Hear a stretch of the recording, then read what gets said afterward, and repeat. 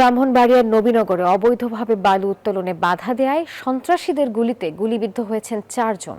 সকালে উপজেলার পশ্চিম ইউনিয়নের চারলাপাং গ্রামে এই ঘটনা ঘটে। পুলিশ জানিয়েছে, মেঘনা নদীতে সামিউল ট্রেডার্স ইজারা নিয়ে বালু উত্তোলন করার সময় অবৈধভাবে নির্দিষ্ট সীমা ছেড়ে চারলাপাং গ্রামে এসে বালু উত্তোলন করে।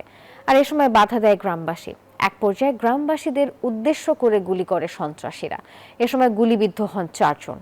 তাদের উদ্ধার করে স্থানীয় স্বাস্থ্য কমপ্লেক্সে নেন স্থানীয়রা। পরে উন্নত চিকিৎসার জন্য তাদেরকে ঢাকায় পাঠানো হয়। নবীনগর থানার ভারপ্রাপ্ত কর্মকর্তা জানান, এরই মধ্যে ঘটনাস্থল পরিদর্শন করেছে পুলিশ।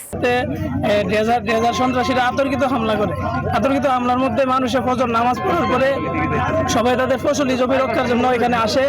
তাদের সাথে যারা ফসলি জমি রক্ষার জন্য আসে তাদের সাথে এই যে অস্ত্রওয়ালা বাহিনী আছে।